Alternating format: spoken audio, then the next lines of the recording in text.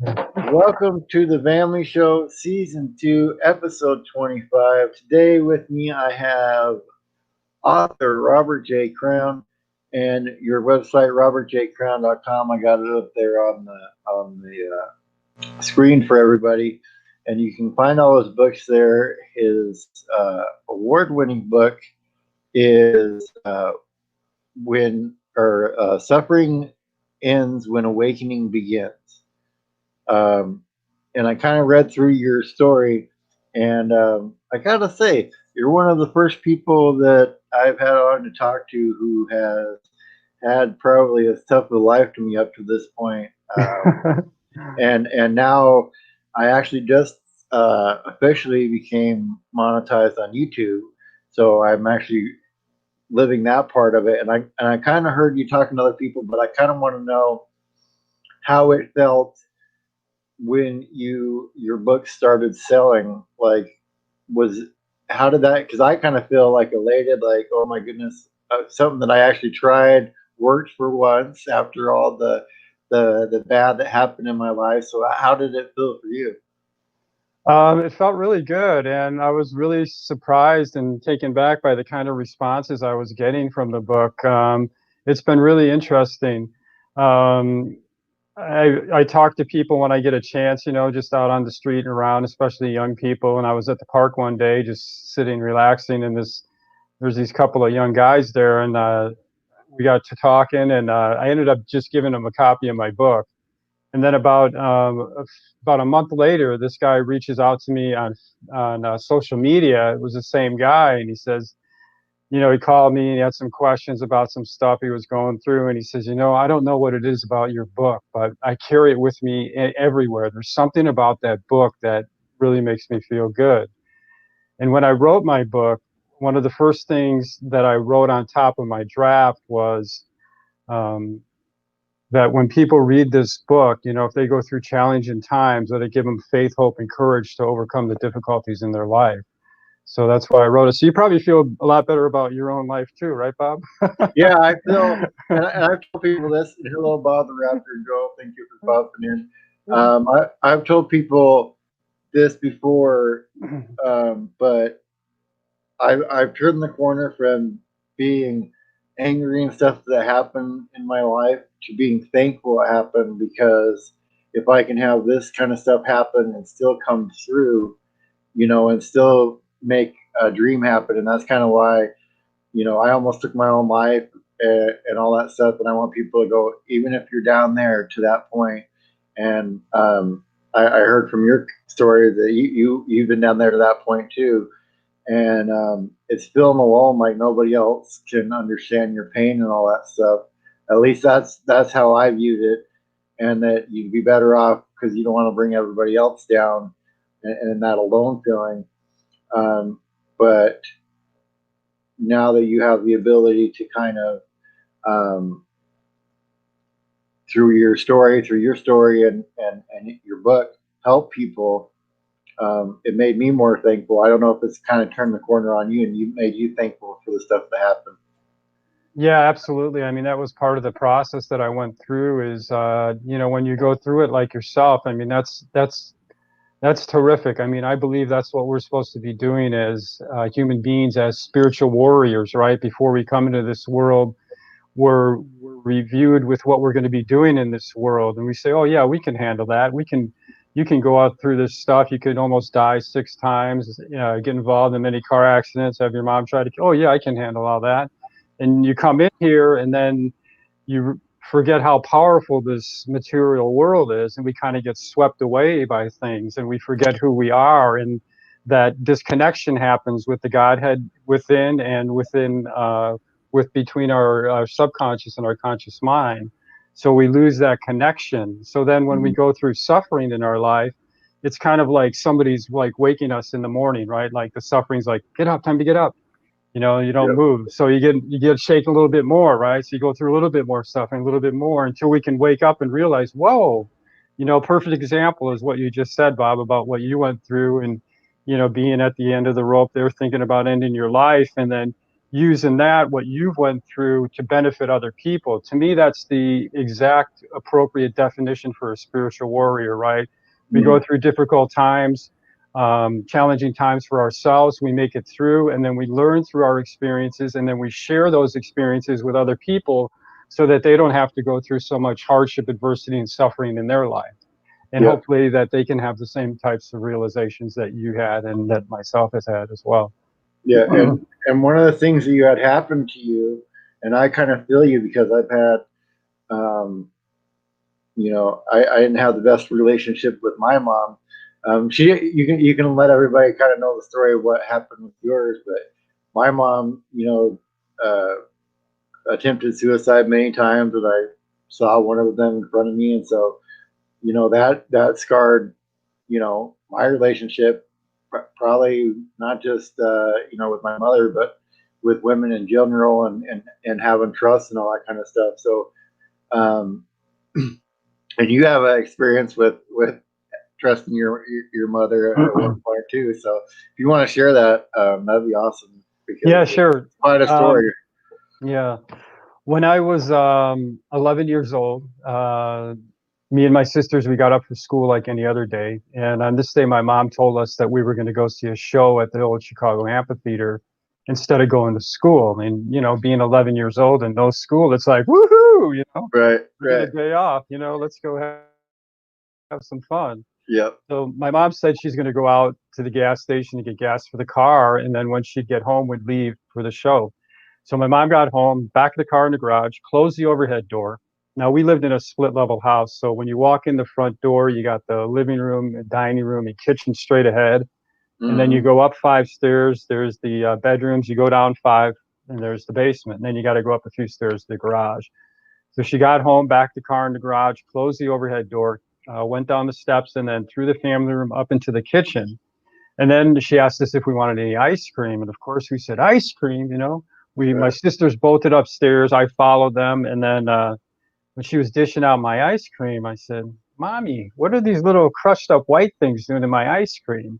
And she said, "Oh, those little white things. That's just means you're special." It had a little S on there for Somnix sleeping pills, right? Right. So that it took my ice cream, went downstairs and to eat it with my sister. And then a few minutes later, my mom came down the stairs with a blanket draped over her arm, a box of nails, and a hammer. And I said, "What's that for, Mommy?" And she said, as she began to nail the blanket to the doorway, she told me that it was a surprise for my daddy when he got home from work. So after that, she walked across the room, up the stairs, started the car, and then went out the back access door. Excuse me. And I never saw her again. So then, before too long, I could see and smell and taste all the carbon monoxide that was billowing in from the garage. And I called out for my mom and I said, "I think the car's warmed up now." And, I didn't hear anything. And then my eyes started burning, then I could taste that greediness inside of my mouth, and it coated the inside of my nose. And I could see my sisters, laying on the floor. They were kind of like in and out of consciousness at this point. And then a virgin thought entered my mind, and it said, "This is what death feels like. You are going to die." And I wasn't scared and I wasn't frightened. It was just kind of like, "Oh, okay," and then I closed my eyes and then went to sleep for what I thought was going to be the last time.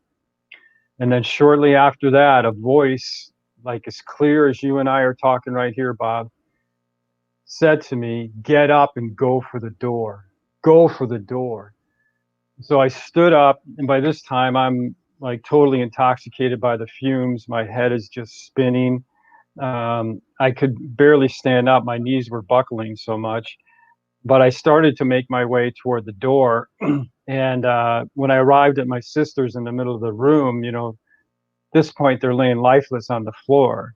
And I wanted to stop and help them, but I knew I didn't have much strength left. And if I did, it would be the death of us all.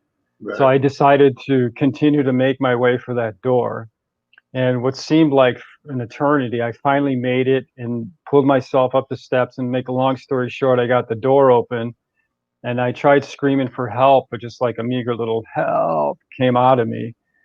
And then I realized, we have a 6-foot fence, privacy fence, so nobody's going to hear us. And this is like 1973, right? So there's not a lot of people around as there are Right. today. So I let it out. I just give it everything I got, and I scream as loud as I can, help! But I mean, it wasn't loud enough to wake a sleeping baby. So then I felt this piercing grip around both of my arms, and somebody started to shake me violently, screaming, Robert, Robert. And then I couldn't focus my eyes, and I didn't recognize the voice. And by the time I got my eyes focused, I realized it was my mother. And I thought she was going to finish me off there. But apparently it snapped her out of it, and went inside, called my dad. He came home from work, and the rest is history. So yeah, what that does to you is a lot of psychological damage to your head, right? That's a lot of trauma. So you don't think really good about yourself or other people, So you got to be able to work through all that stuff. So Yeah, and uh, it's a real challenge. And then knowing that, and knowing how, that kind of stuff affected me, when it it probably was another step. And I had something around the same age happen to me because my dad died when I was 20. mm, And your girlfriend died when she was 19. And so that probably was just another one of those pieces, in that puzzle that led you down to that path where you finally broke down, where you were just like, is it another? Why is there another straw? Like, I've already endured all this. Why did I have to get another thing? So I can't imagine that experience, but I know when my dad was gone, like, that was my best friend, and everything, and had been there through all the craziness with my mom. mm. I'm guessing your girlfriend was the same way with you.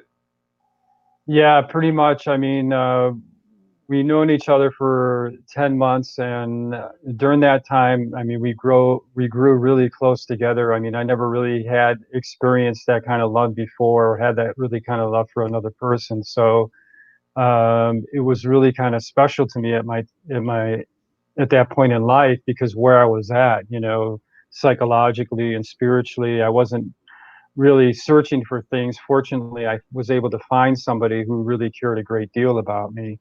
So I was very fortunate to have that arrangement in my life. Mhm. And when you got to the the end of it, where you're homeless, and you had the kids that you had, and you had to take care of them and all that stuff, was there one moment where your mind changed and you said, I'm just gonna keep pushing forward, and I have nothing to lose now. I might as well write this book. I might as well do the things I wanted to do because I almost gave up anyway. Yeah, I think the homeless part in 2007 was the wake up call for me. Finally, after all of those years, it finally was able to grab me and not let me go, and want me to face it and address what was going on within my life. And it was a point where I did some really deep introspection and reflection, and really realized that my life was kind of going in circles, and what was this all about? And what I realized is my thinking was corrupt and distorted, and my thoughts create my reality, whether they're by default or by intention, no Mm, matter what anybody says. So if I'm not focused on them, or I have negative programs running in my subconscious mind, which I did at the time, then all I'm going to do, if I'm going into pattern, that means it's a program, it's a paradigm. So I need to shift that paradigm. So I realized some of those things, what I was doing, and I went on to look into our thoughts and understand our thoughts and how my subconscious mind works better, and then how would I need to change those patterns that I've had in the past to become more productive, more efficient, and be able to get the things that I wanted in life. So the homelessness was really a big turning point for me when that happened, because I had nowhere else to go. All our friends didn't help us, and at first I was angry, but later I understood why. Because if they helped us, I wouldn't have been able to realize what I did, right? Because if we Right. go through suffering, hardship, and adversity in our life, it's for a reason, right? We're kind of like being woken Yep. up. Hey, wake up! Wake up! What's Yep. going on? Realize like who you are. What are you doing down here? Yep. So it helps definitely, and yeah, so it helped me a lot realizing that and making effort to change in that aspect. So that was a big thing for me in 2007 with my wife and 4 kids at the time. Yeah. Right. And I think it was you were saying, finding your why for life, like why you're here, is a big Yeah, thing. yeah, Um, exactly. And when I think about it, when I look back and when I started writing my book, because I don't consider myself a writer. I'm not passionate about writing. I consider right. myself an author, um, because it was a story that needed to be told for people. And because I hear people and how bad people have go through challenging times. People don't tell people the suffering that they're going through in their life. They just kind of go quietly, suffering and having issues, and they don't know how to solve them or where to go, and feel like people can't relate to them. So I decided just to put it all out there and open up my life and share what I went through, in order to give people faith, hope, and courage to overcome the challenges that they fear in their life. I mean, I've been literally, no exaggeration, I've been almost killed about 7 or 8 times, either through surgery, accidents. My mother, what happened, I got into 2 motorcycle accidents, a boat accident, 4 serious car accidents. So there's been many things like that, and I've been allowed to be alive. I've been in one accident where my girlfriend, which we were just talking about, and my best friend were both killed. I was sexually abused and as a runaway when I was 15 years old. I lived on the street, and I went through a lot of stuff when I was younger. So if we look at all of this stuff and we're able to see what's going on in our life, right, and realize why we're going through all of this stuff in our life, Mhm. it's for us to grow, right? For us to realize something about ourselves, for us to reconnect with our higher self, to be able to tap into our powers and abilities as a multidimensional being, to realize how powerful our thoughts are, and that our thoughts do create our reality, and that the things that happen in our life and that throughout our life about lies to humanity, all of this stuff that just starts coming out, and it's like, whoa, and it's like all of a sudden we realize that, we gain a fresher perspective, and we realize the world isn't what we thought it was. And Mhm. then when we're able to grab on and reconnect with our higher self and get this different perspective from this Godhead within and understand who we really are, now the world kind of changes, right? It turns into a different perspective. So this world of duality that we had, we made this other connection with it. So now it makes a little bit more sense, and then we can get a different perspective from it in order to help us along better on our way. And so the suffering that we go through, the hardship that we go through, doesn't really seem like suffering or hardship anymore. It seems like more of a way or an understanding for us to live our life or for us to evolve. So we know that the best possible scenario for our evolvement and growth is going to come out of that. Yeah. Yeah. And perspective. I tell people that all the time about, you know your perspective on things. If you change the way you look at it, you can change it from a positive or from a negative to a positive. And I tell people, especially on here that are YouTube creators, I mean, what other thing in life can you really do where something negative happens in your life? You're probably going to get a lot of views out of it, and people interested in seeing it. So I mean, even negatives can be positive in that way. And Absolutely. and all the negatives you've experienced, and there's a lot. And one of the things that caught me that you said, because I had an experience that was similar, with somebody saying to me, "Man, I don't know if I could have went through what you've been through and still be around." Was you when you talked to a counselor, and they were amazed at how well you were handling everything, considering what you'd been through. Yeah, I mean, I told when we were going through, my wife and I, we went through marriage counseling in 2010, 2011, and it was the whole catalyst for the book, really. Something had happened in our marriage, and it was really kind of the last straw for me, and I didn't really care if I lived or died anymore. I mean, that was it. I was done.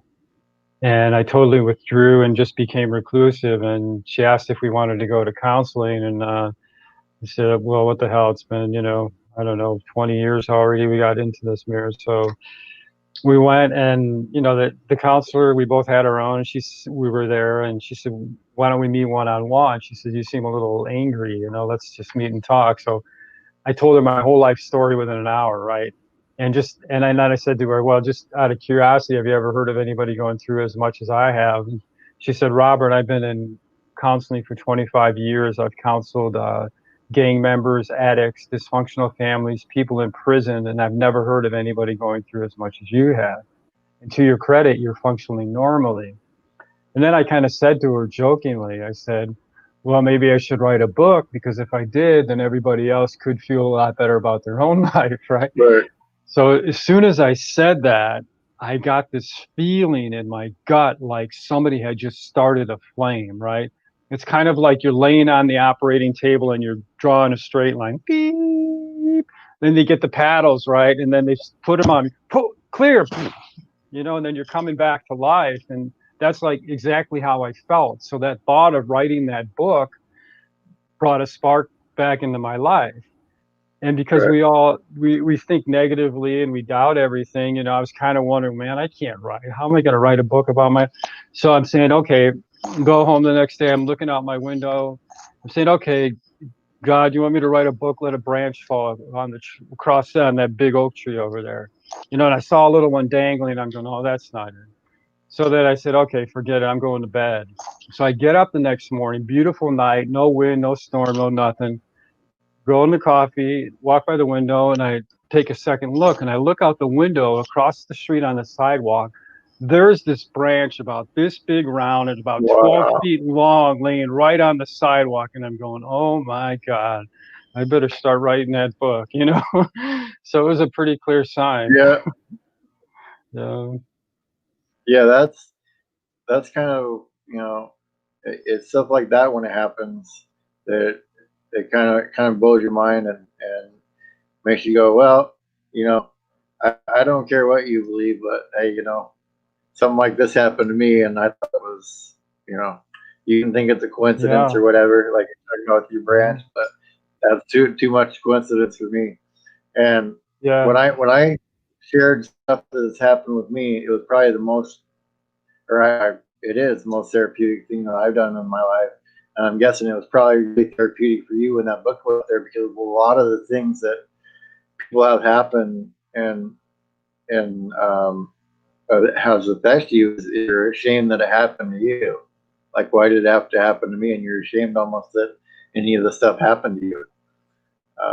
So it was like that for you, like, I don't have to worry about this in my past because it's all out there now.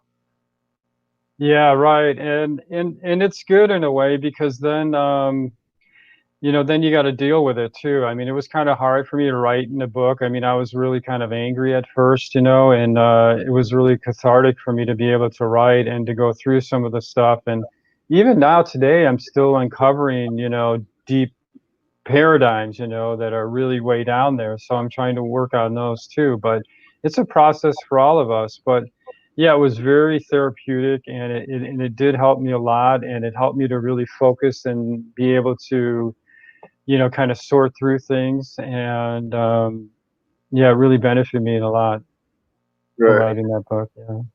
Right. When you look at um, this book and writing this book, is there a second book that you want to write now? Somebody else told me that you're going to be writing another book, and I'm going, oh, really? I don't know.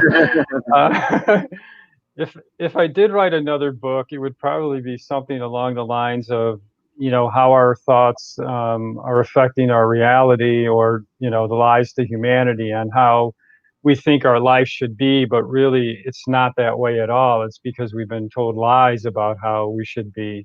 And this is the biggest thing when we think about it, because our thoughts are so important to us. If we start all putting this together, because when I started to go through all of this stuff way back when, I started looking at things from all different areas, and I take a piece from here and a piece from there and a piece from here, and then you start putting it all together and you get this whole big picture of what's really happening in the world, despite what people are telling you about what's happening in their little corner of the world.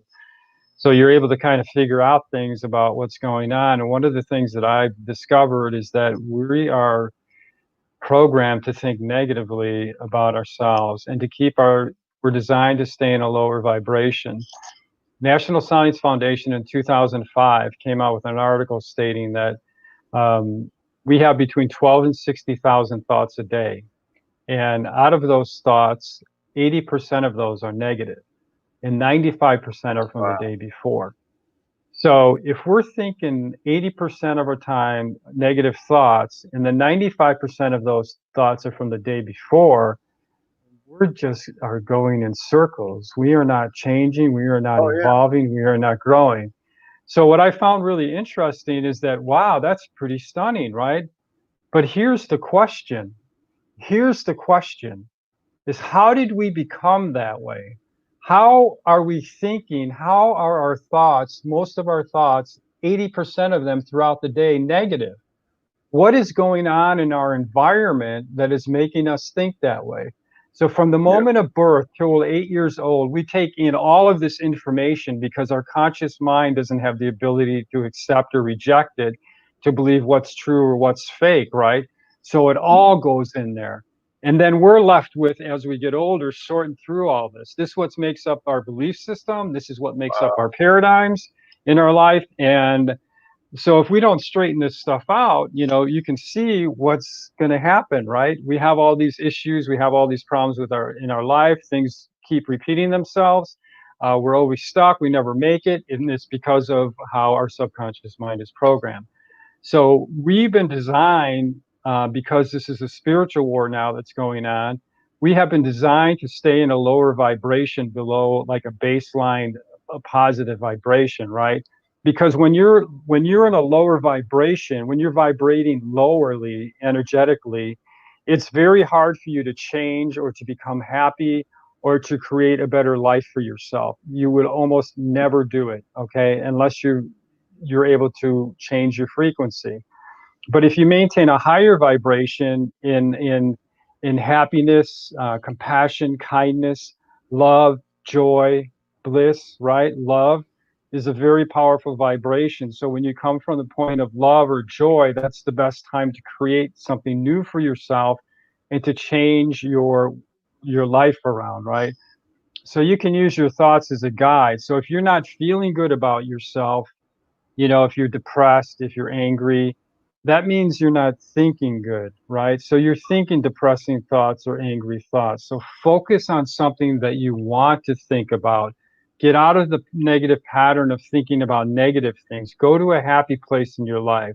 Think about something that makes you happy, dance, yoga, play with your cat, whatever it is.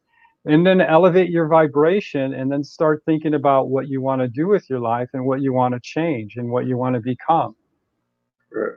Right. And when you talk about vibrations, just yesterday, I had on a lady that was talking about how the quantum physics goes in with the vibrations and stuff like that, how it affects you, and um, kind of along the lines of what you're talking about. And I tell people that until I changed my mindset, I couldn't even really take in any of the motivational messages or anything like that, because my brain wouldn't accept it because of all the negative that happened in my life, on top of what you're talking about, where this normally people are already thinking that negative. So when you have the background of negativity on top of it, it's almost like the self-fulfilling prophecy, and it's hard to break out of.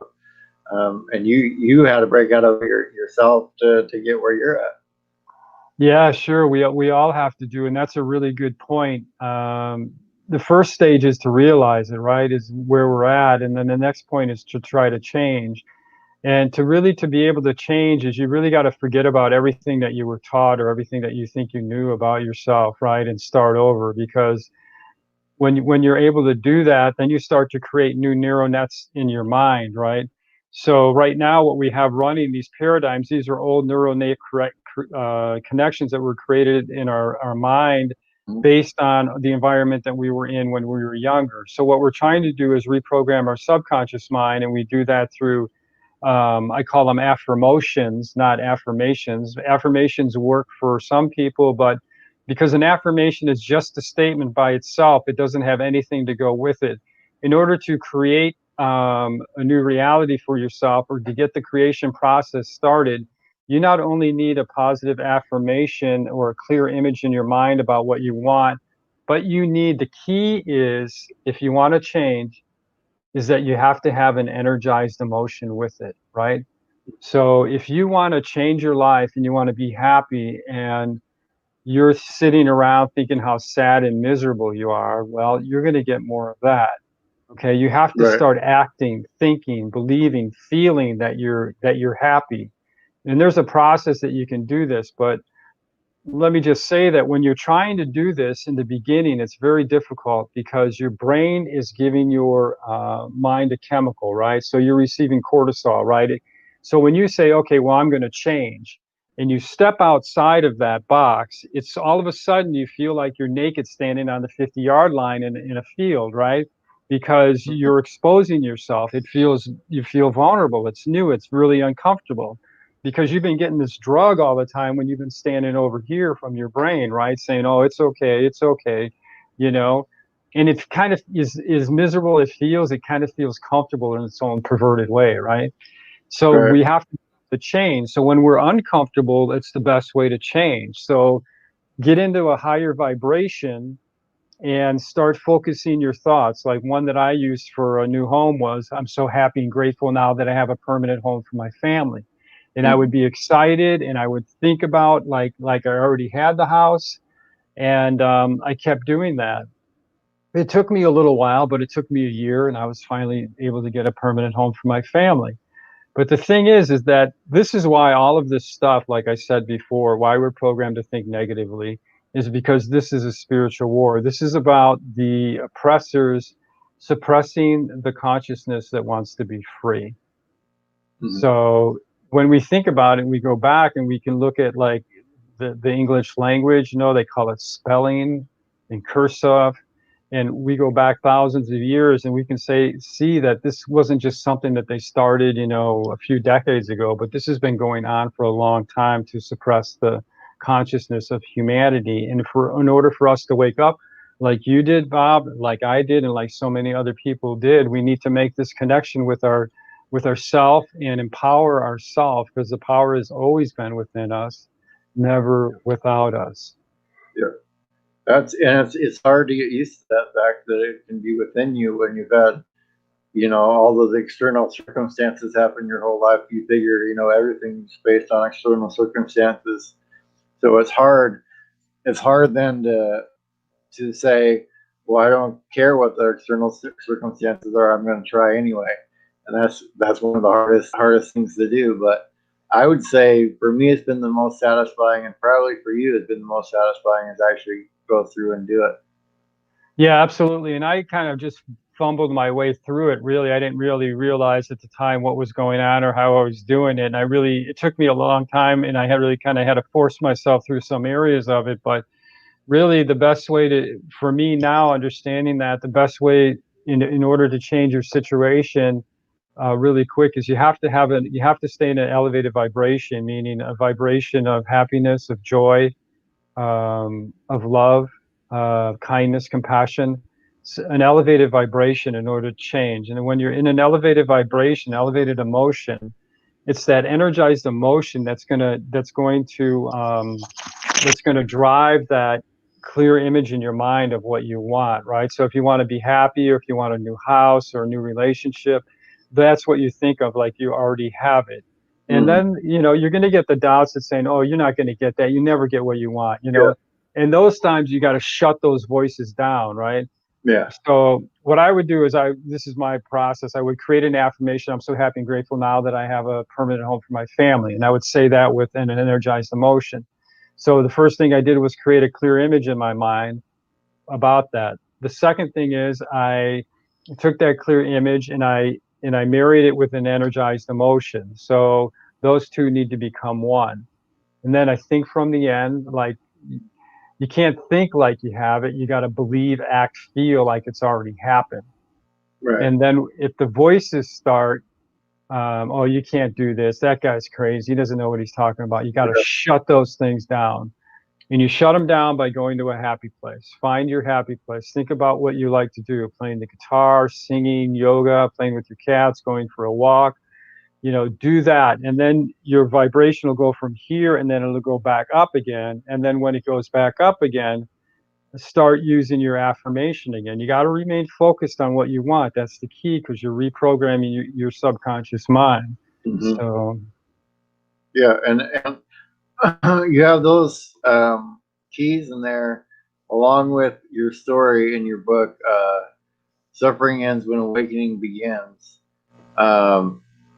And I gotta say, it's really cool to finally meet my person who's been through a lot and made it through on the other side, because that just goes to show everybody out there that's listening, it's not just me that can do it.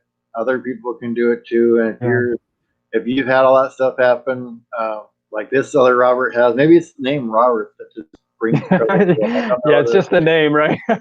Change your name. That's the whole key, and you'll be all right. But yeah, I want to thank you again for being here today, and I hope everybody goes check out your book. And if you want information on where to get it, or anywhere like you're going to be speaking or anything like that, robertjcrown.com is a good place to go. And definitely check them out. And thank you, Robert. And is there anything that you want to leave anybody with today?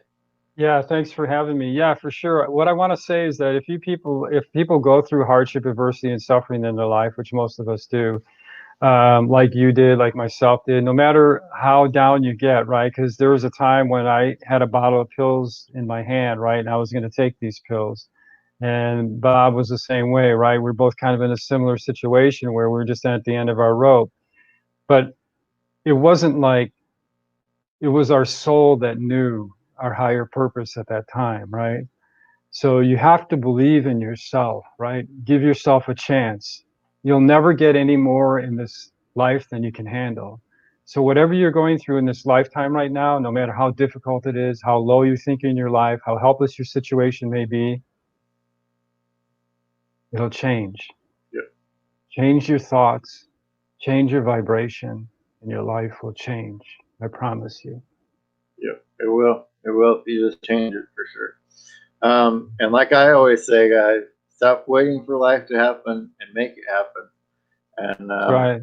I will see you guys next time. Stick with me for one moment, Robert. Thank you guys.